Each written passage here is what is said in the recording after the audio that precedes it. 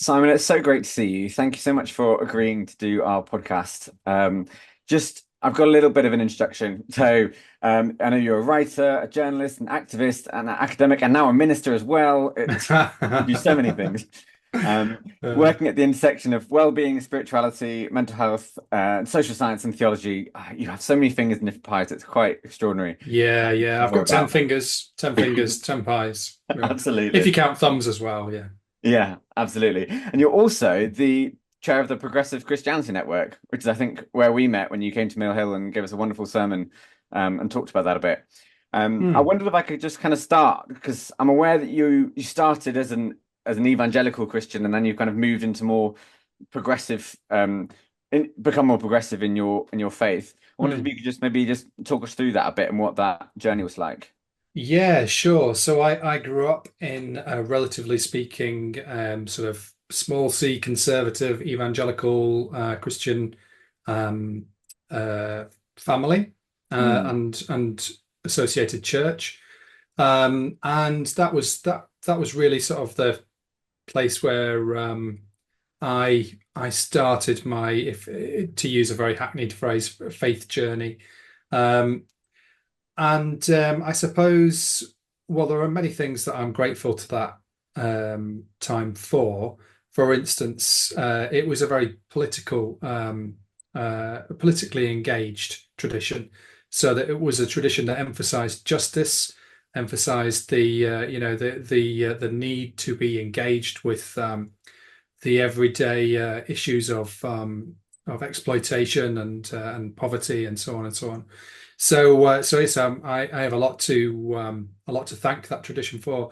But as I grew older and as I sort of learned more about myself and about the world, I found increasingly found some of the answers that I'd been provided with in that tradition, theologically speaking, um, to be insufficient.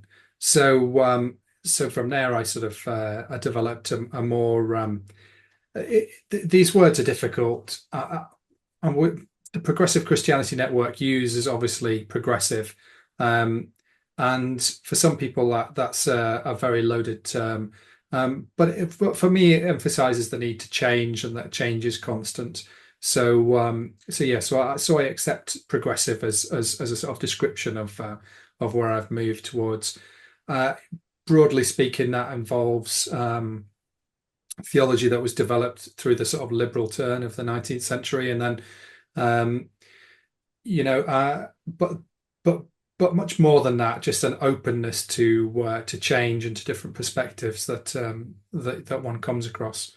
And because I'm a sort of postmodern Generation X type, the sort of general feeling that there is no sort of settled answer that one must come to. It's a constant journey through evolving belief.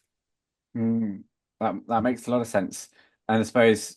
Is that a sense maybe like a pluralistic sense that kind of there's different paths and that you're a Christian, but it's not that everyone has to become a Christian, but that you're more accepting of other ways to come into the truth if there is such a thing.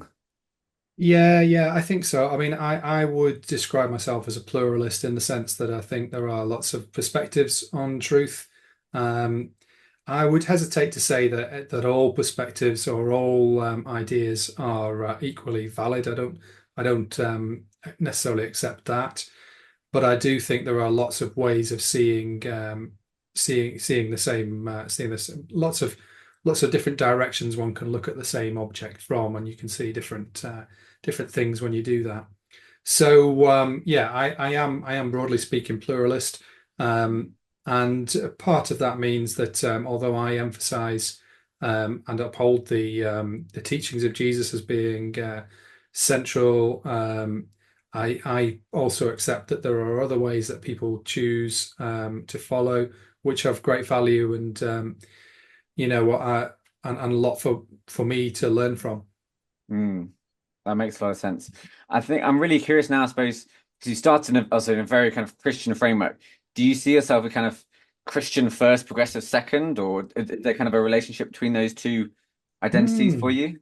Yeah, that's a really interesting question. I suppose that Christianity has always been central to my personal identity, Mm, and that's been the case since I was a child. Uh, but I do see myself as being somebody who is deeply invested in the idea of change and the constancy of change, mm, and that is central to the way that I understand not just my thinking or my theology or my philosophy, but to my sort of physicality as well. I believe that everything is in a constant process of change, and that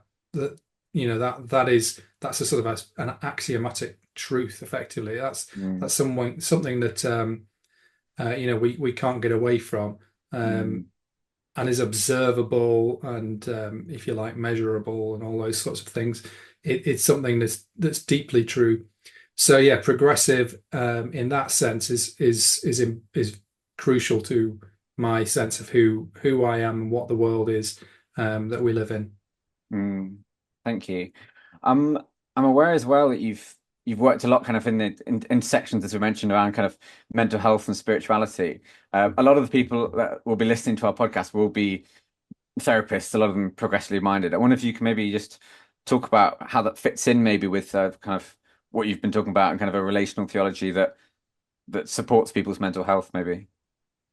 Yeah, yeah. So I suppose the I've had a number of sort of different types of engagement with mental health and well-being sort of practice.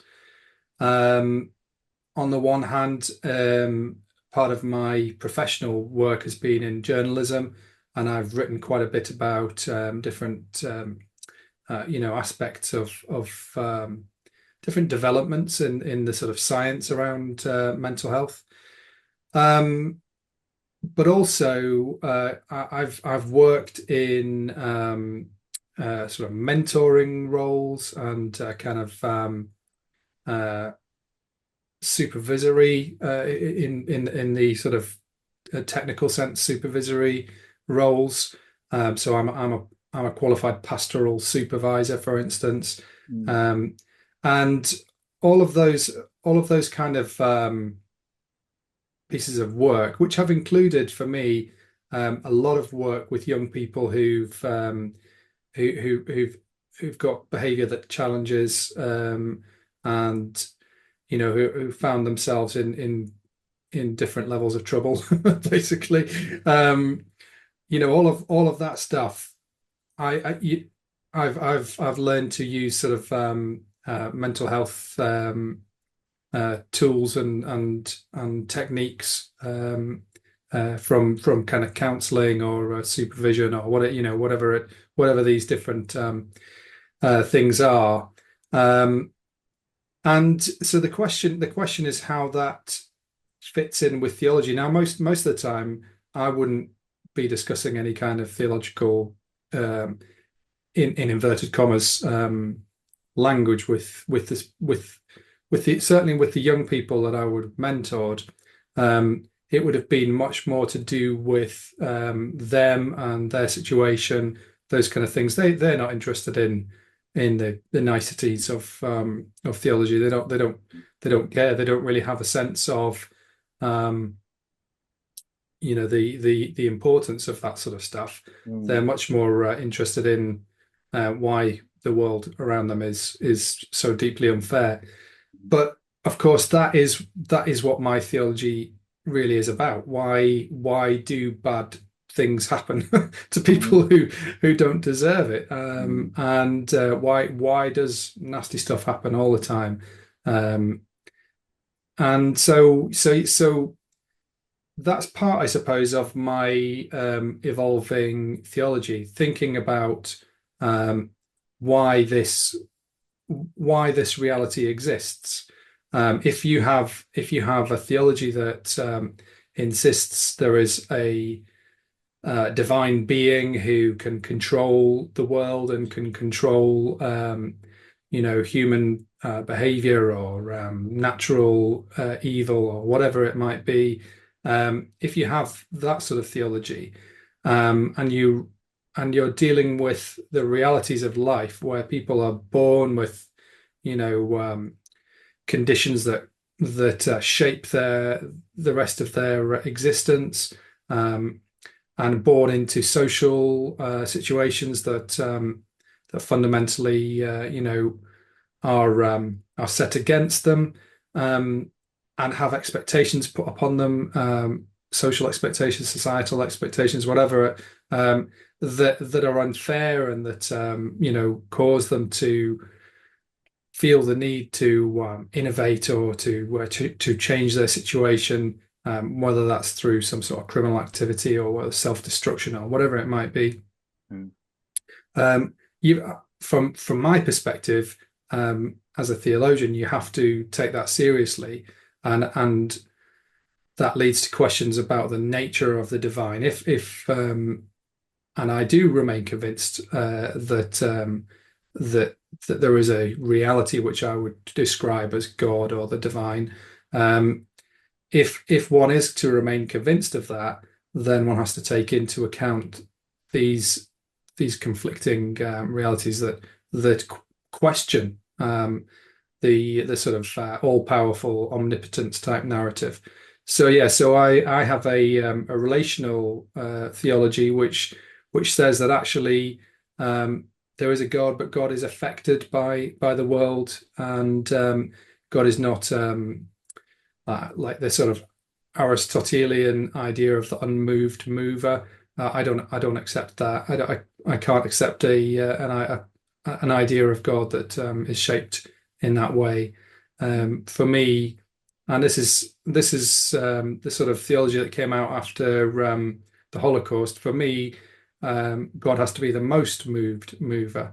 If there is a God who is worthy of that name, then that God must be moved by and must be changed by the suffering that is real and experienced here, not just in humans, but in the earth itself. Long answer. I don't know if I answered that question, No, it Robbie, was or fantastic. It or was great. whether You I pulled in so rambled. many things. I feel like I gave you kind of things like connect these two things together and whee! And it was fantastic.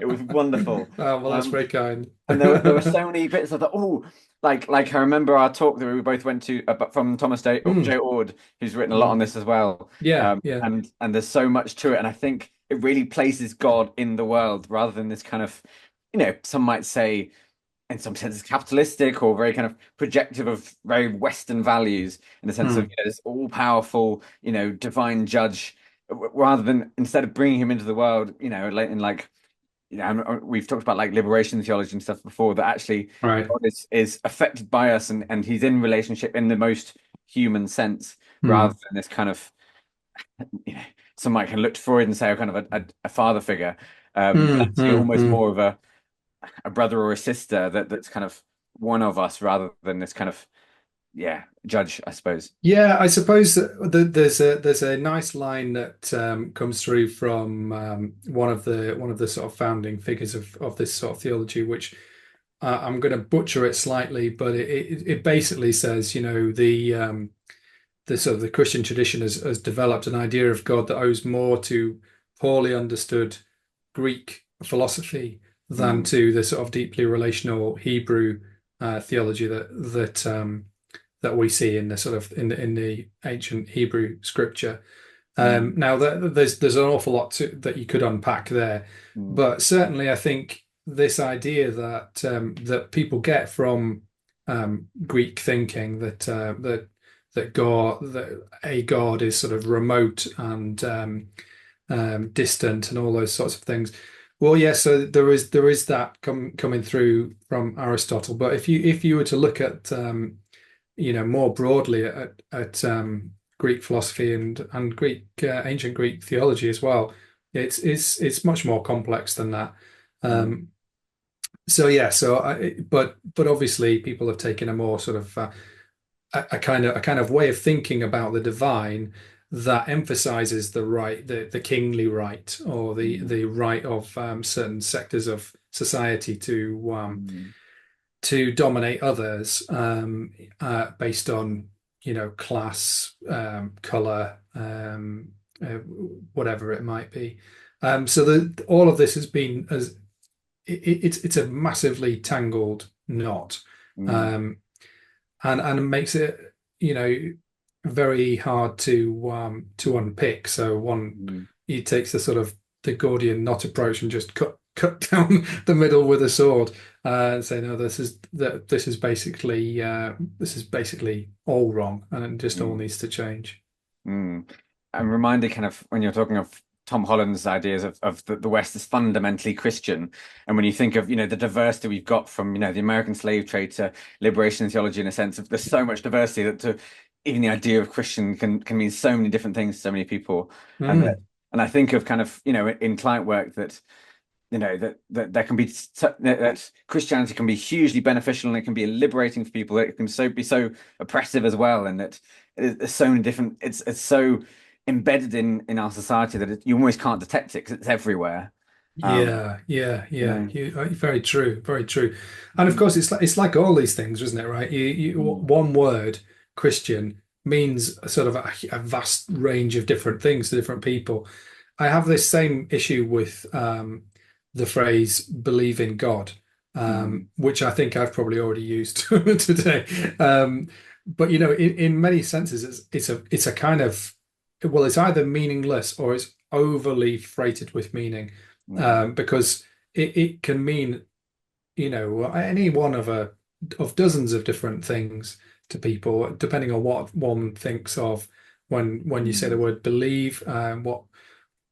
If you say I believe in God, then who is the I that we're talking about? What mm, is, and certainly what is the God that we're talking about? This is that's a massively contested idea. mm, Um, but when somebody says, "Oh," because people say to me all the time, oh, so I used to work as a chaplain and now I'm a minister. mm, And so people will always say to me, "Oh, apologetically, oh, I'm sorry, I don't really believe in God." And mm, and you know, it, I know what they're saying. mm, Um, but but at the same time, I sort of think, well, the likelihood is that what you don't believe, I probably don't believe either. There's there are there are all mm, kinds of things that are hidden within these kind of things, and this is why you get research shows that people who are avowedly atheist, for instance, could still believe in angels, or there's all kinds of pieces of research that show these kind of conflicting beliefs that are held in tension with people, mm. because these words are much too simplistic and don't allow for the complexity of real people's real thoughts, beliefs, ideas, etc., Yeah, which also are in the constant process of change. So I'm back yeah, to change again, right? yeah. You see something one day and you think, oh, actually, do you know what? Maybe I do think that. Mm, And then the next day, oh no, I don't. But these this that is it, because every momentary experience changes the reality that you perceive. So it's a constant thing. yeah. And I think that while in this area, it reminds me of. I'm aware you've talked about kind of inter and intra-faith dialogue. And I wonder, is that something that kind of comes into you, kind of that process of change that we all change around maybe some similarities? Or if you maybe want to talk about your work in those areas more broadly and how that's it brought into everything else that you do. Yeah. No, so well, one of the most formative and helpful and important things for me um, has been in interfaith dialogue. There are problems with this terminology. Faith is a Christian idea more than anything else, but it's still widely used, so we'll stick with it. But discussion and learning between people of different belief traditions and spiritual religious traditions, that's been hugely helpful and supportive to me. And not just discussion, but friendship. And also, reading and listening to thinkers who come from other traditions. So I've learned a lot from doing that. Um, uh, and the same is true. Well, we talked, so that would be the interfaith thing, but intra-faith, talking and listening to people and being friends with people who are in different places within Christianity. That again is enormously helpful to me. Um, it can be challenging because sometimes you have to sort of leave behind the sense of, oh well, I'm done with that idea, or I've already been there, or I know all of that, or whatever. Because and that's quite a hard thing to do. Well, it is for me. I'm not sufficiently enlightened to be able to kind of just leave that behind. Um, but yeah, certainly sitting with the sort of the challenges, some of the challenges that are posed by um, views that come from other parts of the church. That's been quite sort of foundational for me too. Yeah, it makes me think there's been so much recently around gay marriage and around what individual bishops can do, and I particularly think of something like Church of England. I wondered, do you get a sense of kind of where you fit as a United Reform? I think, is that right? That you are, Yeah, where kind yeah. of you as a United Reform minister, as a very progressive Christian, where you fit in the whole kind of whether it's Protestant or Christian in general picture. Do you? I wonder if you kind of sometimes feel like an outsider, or is the church kind of moving more in your direction?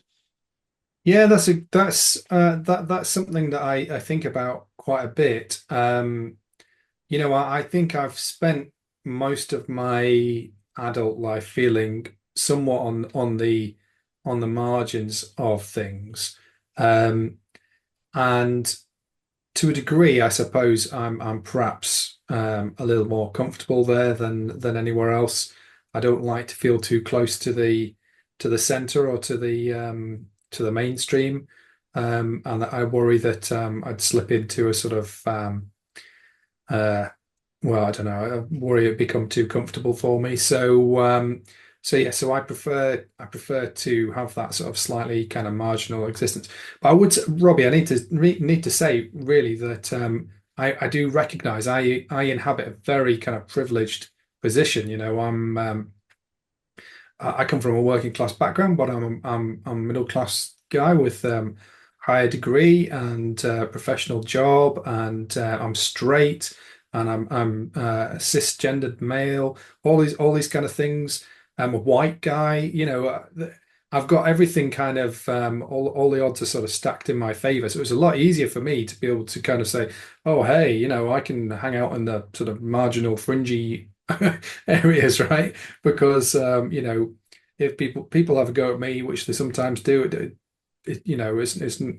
there's no kind of existential threat to my existence. So I recognize that I've got a lot of privilege to be able to do that. Um, but yeah, one of the things I would say is that for a long time I spent um, I found myself sort of very much on the outside of, or at least on the margins of mainstream church, and unable to really find a home in that. And I was okay with that. I was employed by a charity that wanted me to be a community chaplain and wanted me to run sort of small kind of anarchic expressions of church. And that suited me well. Um, but then some things happened, and I found myself thinking I'd like to find a way of re-engaging with sort of congregational models of church if I'm able to.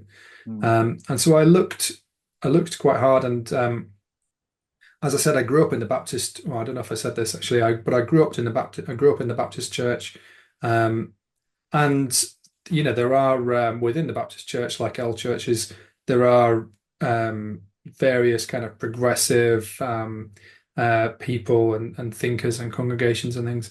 And I thought, well, maybe I could find a home there. But locally to me, where I was living at that time, that wasn't really a possibility.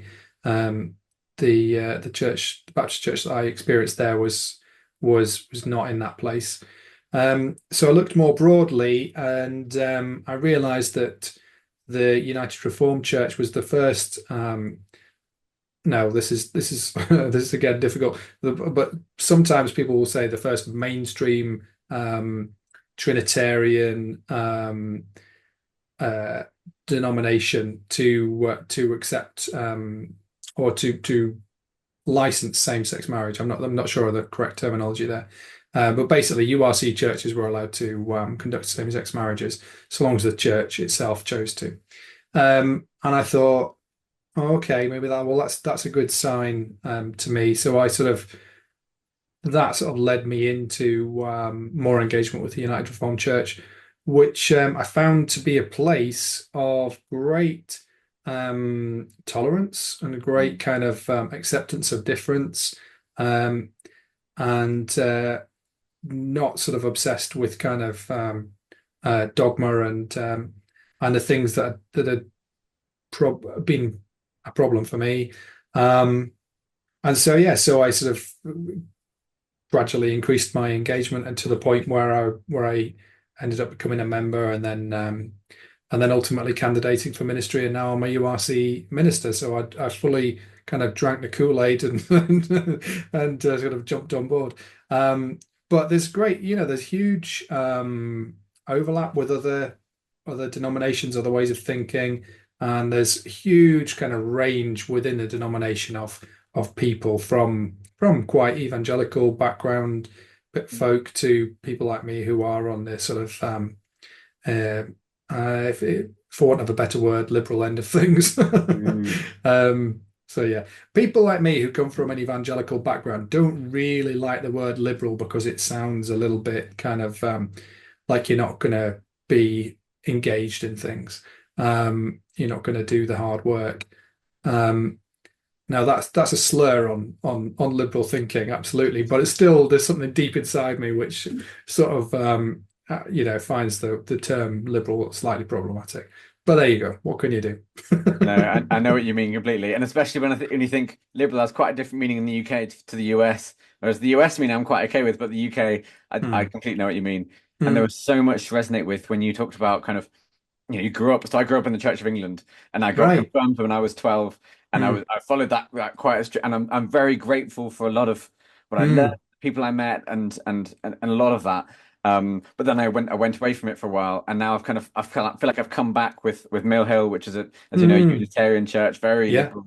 I think we Yeah. did the first gay marriage in Leeds back in Right. 2014. Yeah. Yeah. And it's so open, and it's so, I mean, you came and spoke there, but Hmm. lucky us. And to me, it's so relational. Like let me say that differently.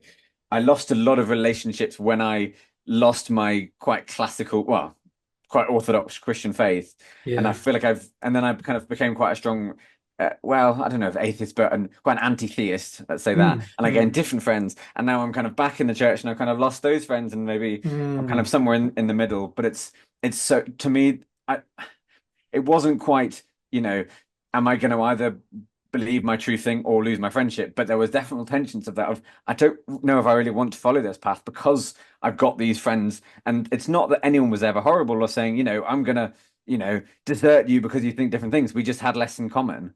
Hmm. Even to the point of like, I remember, so I went to Soul Survivor, back in the day, and obviously I'm very aware of everything that's come out. Yeah. I Yeah. didn't have any horrible experience. I was very lucky. But I think Hmm. of, someone putting their hand on my shoulder and saying, "We hope these lovely things happen to Robbie in a church of, thousands and thousands of people." It was so intimate, and I really miss that. And I think, Hmm. and I see something like, I don't know if you know this guy called James Partridge. He's done a sold out show. He's going all over the country with primary school bangers of kind of, Hmm. singing Shine, Jesus, Shine. People that don't care about Jesus at all, but they were raised in this really quite Christian context with these Christian Hmm. songs that have Hmm. a Hmm. huge nostalgia for it that I think, I mean, my generation and lots of others, it's really part of our childhoods. And I think a lot of us, Hmm. we're looking at, we, there was the Dawkins phase that I think was kind of dying out now, but we're wanting something relational and connected and kind of with some of those traditions that we had in our childhood, but just not Hmm. the power structures, the patriarchy, the capitalism, all of the baggage that for some seems to come along with it. And Yeah. something like the United Reform Mill Hill is, I think it's appealing to a lot of young people right now.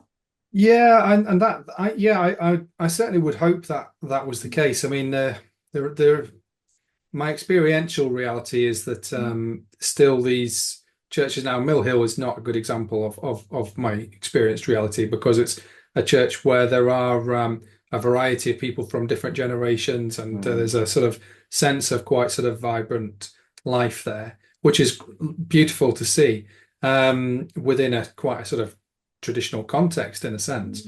Mm. But more broadly, I see a lot of small elderly congregations that are struggling and are Mm. sort of fighting to keep something alive that well, there's lots to be said there again about the reality of change.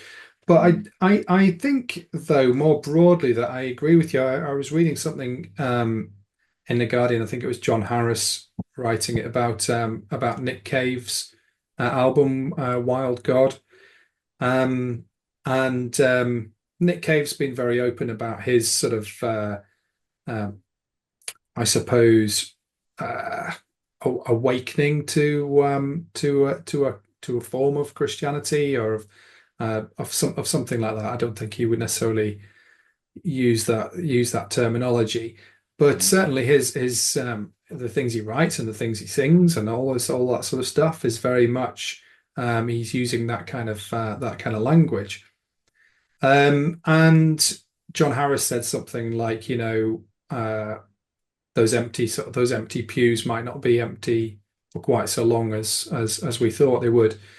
Now you have that, and then up against that you have like in the 50s, Philip Larkin wrote a poem about called Church Going, where he said, when what will we turn these buildings into when nobody goes to church anymore, kind of thing. So it's sort of looking at the writing on the wall, and it makes me wonder which sort of vision will win out.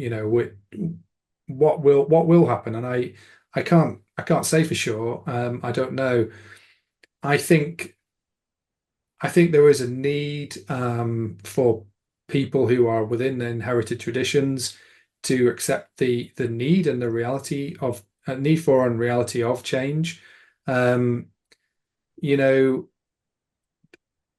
sometimes and just sometimes you get the sense of people wanting to sort of perpetuate a kind of living history museum Mm. of culture that was I don't even know when it's from. Really, the traditions of the British Christian church, uh, they're old, but they're not very old, if you like. They're not, they don't go back to the 16th century or anything. Mm. I don't know when exactly they go back to. Um, but some of those things need to some of those sacred cows need to be bumped off effectively. But at the same time, yeah, I think there is a need also to maintain some of the space that people crave for community, for something that speaks to them of transcendence, that speaks to them of something that brings them comfort. Mm. There's all this sort of complex stuff going on. You need some psychologists on to work out what's happening. It's beyond my limited brain power, sadly. Um, but yeah, it's fascinating. It's going to be fascinating to watch. I mean, the URC and presumably the Unitarians and sort of certainly the Methodists and other smaller sort of denominations are forecast to sort of be more or less dead within about 20 years. Um, Now, fortunately, that's about what I've got left in terms of career. So, so I shouldn't be out of a job. But at the same time, I sort of think, well, what will happen if that's the case? What will happen to these chapels that have got? I mean, the United Reformed Church is formed by Presbyterian and Congregationalist traditions that came together. Mm. And it was supposed to be a kind of denomination that wouldn't last because it was always going to be about bringing all the denominations together and accepting that we need to be together rather than separate. Um, Mm. but there's all this inherited tradition, all this wisdom, all of this kind of stuff that goes back centuries. Um, and if we lose that, then I think we stand to lose a lot that we perhaps don't realize. So yeah, again, Robbie, I'm rambling, but it's it is a fascinating, on paper it's fascinating. In reality, on the ground, it can be quite startling and scary at times. Yeah, yeah, definitely. There was so much of when you were talking there around community and around churches as community hubs, regardless of theology, but actually people coming together, singing. I mean, I could go on forever about the importance that Yeah, we don't sing with other yeah, people anymore. It's so sad, yeah, yeah, and yeah. how good it is for your mental health. There's so much research on that. Mm, mm, And there's a lot of research on like relational depth that I know people hmm in the group have done around how, if the therapist and client, have that relational depth, have a kind of go into their emotions, kind of have a real kind of human to human context. mm, Something like Martin Buber wrote about, um, around, about treating someone as the thou, about really seeing them as full people and actually, mm, yeah, getting to know them. And there's all sorts of stories of pubs and churches closing, but they seem to, and it's definitely the case with mosques and synagogues and temples and everything, all religious buildings, in a sense of bringing people together. Maybe mm, there's a way that, without predicting how to fix the world, of that is the focus, is on human relationships coming together, on that sense of, as shared theology, but not a sense of, you know finding finding your path to heaven per se, but just mm. you having them as community spaces of bringing values and teachings and wisdom, but people first almost, which sounds quite um heretical, I'm sure, to a lot of Christians. But there's also, I don't think I disagree with anything that you said, but I would add in that there's also something uniquely powerful about ritual. Mm. Um, and I don't know if you've read, I mean, Demetrius Xyzerlatis, I think it was, wrote a very good popular book about ritual, just called Ritual. Not the most imaginative name, but a great book. And he talks very persuasively about the importance and the power of ritual in people's lives and in their kind of shared realities and shared existences. And the where do we have those places for shared experience of something that we don't necessarily understand, but we do anyway? Now there may be other places that we have that, but church or mosque or synagogue or wherever, those are important places for these things, um, or certainly have been. And I mean, humans have been ritual creatures for a very, very long time. Um, and there's fascinating evidence that, other animals are also, carrying out rituals of their own, and that these things are meaningful on a very sort of deep level, even one that we can't quite uh, explain. But I think that's a important part of meeting together in whatever sort of community setting. I just don't see those kind of opportunities being created by people who have sort of taken away the, if you like, the God element. Mm. Um, the Unitarian Church is interesting in that sense because there are a variety of different strains within Unitarianism, where some emphasize much more the sort of the divine, and some are quite sort of have a bit of antipathy towards that. And I've been privileged to be able to speak in both types of Unitarian settings. Um, but there at least there is the sense of, so a place to, like you say, to sing together, place to share ritual together, place to share ideas, a place to encourage, um, and if we are to be people who resist the sort of the powers and the pull of the world around us, we need those rituals of restoration. We need those kind of rites of resistance to enable us to do that. I just think that without those things, we lose the energy, we lose the kind of the ability and the willingness to carry on. Um, we find ourselves discouraged and disempowered. So yeah, it's an important thing, and it's something that certainly I've undervalued at times in my life. And then, like I say, I've sort of rediscovered it. Um, but that's not to say that I accept all of the kind of baggage that goes with it. As you say, the patriarchy, you know, the the problems around gender are full stop. I think when we've talked about the divine today, we've used gendered language, and I would aim I try to never use gendered language, or if I do, to use sort of balanced gender, because all these things sort of have been part of they've formed part of our thinking, Mm. um, and created a world in which, inequality is rife, Mm. um, injustice is rife, and people are subject to oppression of all sorts, and that gets under my skin, Mm.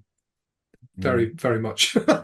Yeah, no, So absolutely. yeah, yeah, And yeah. I'm sure a lot of people listening will think that, well, will know that the church has played a huge role in oppression and slavery, and as I mentioned, a huge, there's Mm. all sorts of things that we'd like to think, oh, we're nice progressive Christians, that we don't have any ties Mm. to that, if we are, but even today, around bishops, and there's all sorts of things around in that sphere that it just feels important to recognize that Absolutely. Christianity Yeah, is both created and sustained a lot of these power yeah, structures and patriarchy, yeah, white supremacy and yeah, oppression. yeah. And it's, yeah. I think also there's a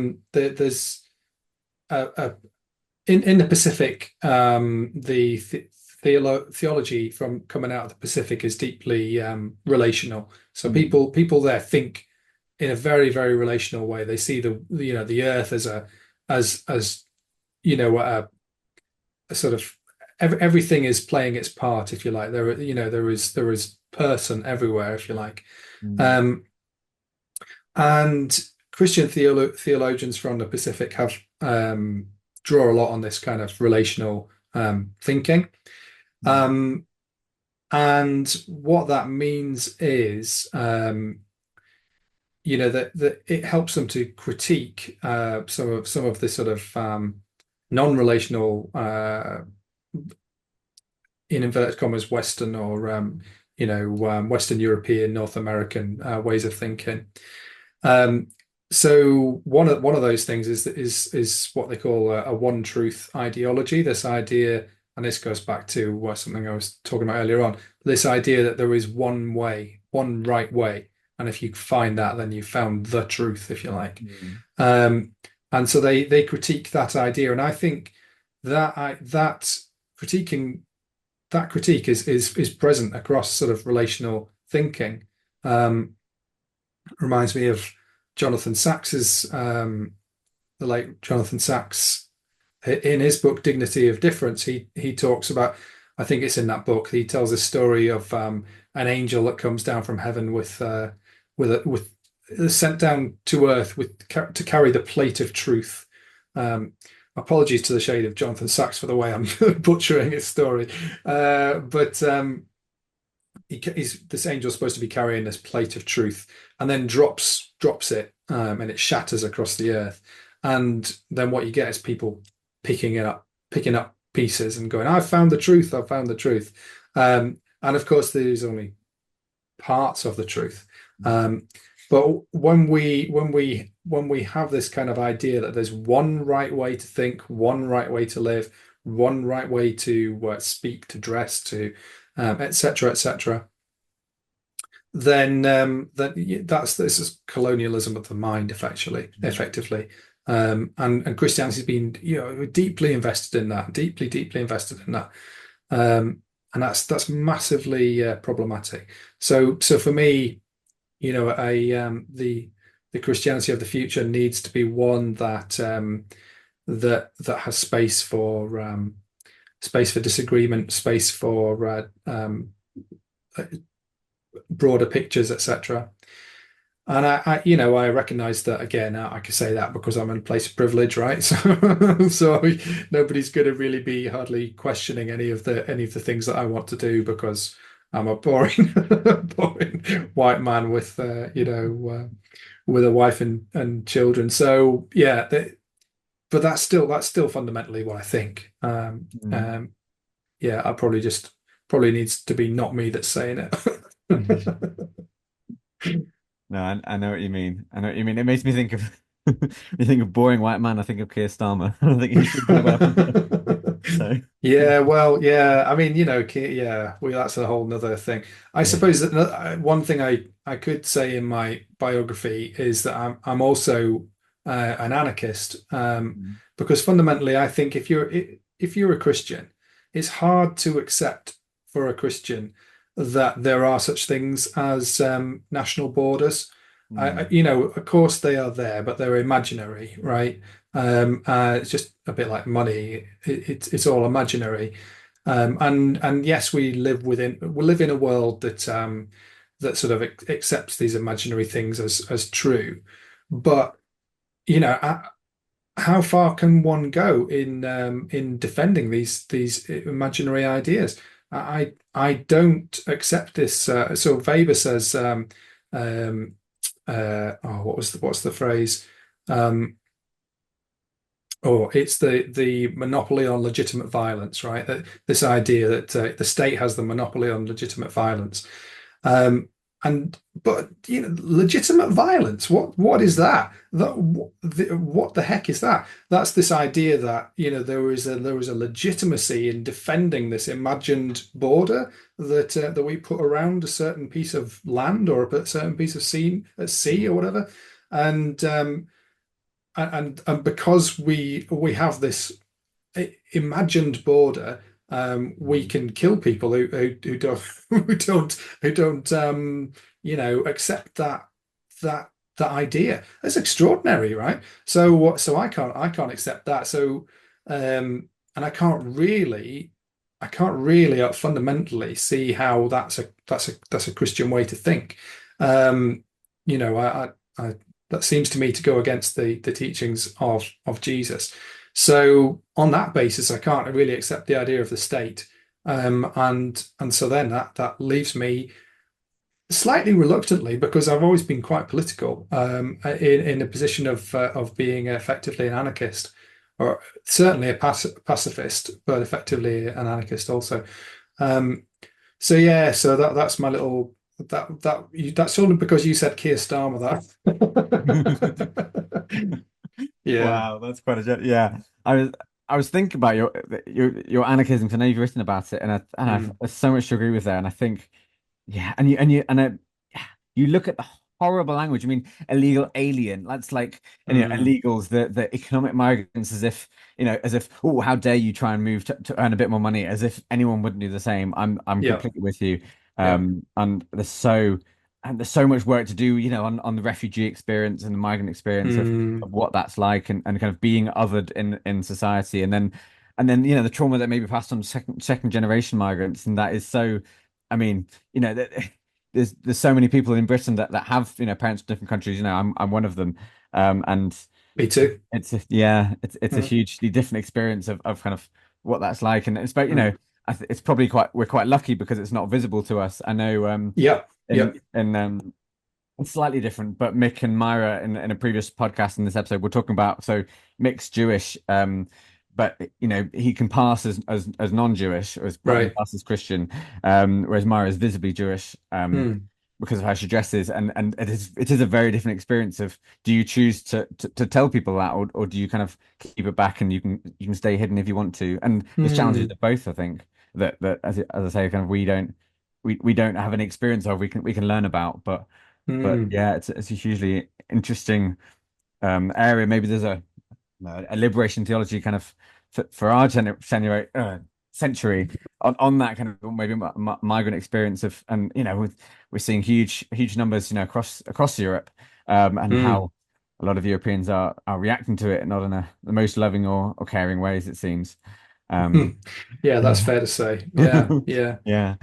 I'm just Yeah. conscious of the time we're on. I'm so grateful that you've come on our podcast. No, I no, kind oh, of it's just been a great privilege. Thank you. I want to just kind of end on the practical. If we could kind of Mm. just talk briefly, I know we've mentioned it about the Progressive Christianity Network. Yeah. If you could kind of just talk about kind of maybe how that got started, what you're aiming to do, and if there was anyone listening that maybe wanted to get involved, how they might do that. Yeah, thank you. That was a nice opportunity for a little plug. Yeah, so I chair the Progressive Christianity Network, which is a uh, as it says on the tin, really a network of folk who take a progressive approach to Christianity. Some of those people are probably what loosely speaking, kind of open evangelical folk, who have a fairly traditional view of God and the Bible, etc. But want to find a kind of progressive way of approaching some of the issues arising from that. Others at the other end of the spectrum would be people who are effectively Christian atheists, who don't accept really a sense of God as being real, if you like. The idea of God maybe as something that we all make up or project or something would be probably be where they sit. But anyway, there's a big sort of spectrum of people is what I'm trying to say within the network. And really what the network seeks to do is to provide spaces and resources for people who find themselves struggling with the sort of the kind of mainstream of church or theology, and not really managing to fit into that, and finding that they've got questions that they don't feel they can ask, or answer, or the answers they're getting are ones that they can't really accept, etc. Um, so the Progressive Christianity Network, PCN, operates a network of groups around the country, around the British Isles, which just basically serve as kind of discussion or sort of friendship groups, basically where people can get together, can talk about things, and they'll use all kinds of different resources to talk about books or ideas or speakers or whatever it might be. Um, and as a network, we also try and put on events, conferences. We bring speakers in. We do various things. We're currently creating a small suite of podcasts. There's a number of things that we try and do to give people stuff to think about, to engage with. It was really founded by people who had read things like Honest to God in the 1960s, and then had kind of really sort of questioned the trajectory of their faith and their belief systems. They'd been bolstered by thinkers like Marcus Borg or Jack Spong later in their lives, and then had basically sort of banded together to say, well, you know what, we're a network of people who trying to take a progressive view of Christianity, and you know what, it's a great group of people to be part of. And we continue to have the same sort of discussions. The sort of things that we've been talking about today are the sort of things that you might hear about in a PCN group. Just as you might just as well hear about the difficulties of the language in a church, or whatever it might be. All sorts of things going on there. The realities of the things that people struggle with, right? So yes, that's what PCN is. I've not going to give a very good description of it. We publish a magazine thing where we review books and talk about things that might be of interest to folk who think in this way too. And it's a membership network, so we're the biggest progressive membership network in the UK, Christian network.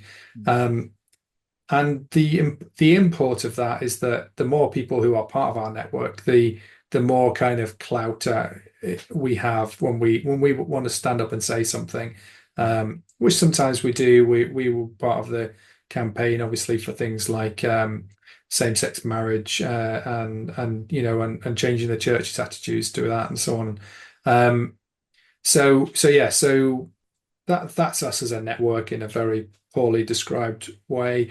But it's a place where people can ask questions and don't have to accept the answers they get or anything else, but can have those open and honest discussions in a place of safety and of friendship. Sounds amazing.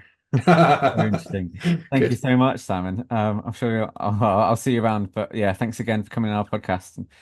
Not at all. Well, thank you, Robbie, for this opportunity, and yeah, I hope that all of the folk who listened, if you want to find more about what I'm doing or where I'm working, you can get me. I have a Substack, Simon J. Cross on Substack, which you can see some of the things that I do there. But I'm quite easy to find, so come and say hello. Great. Thanks, Simon. Take care. Thanks, Robbie.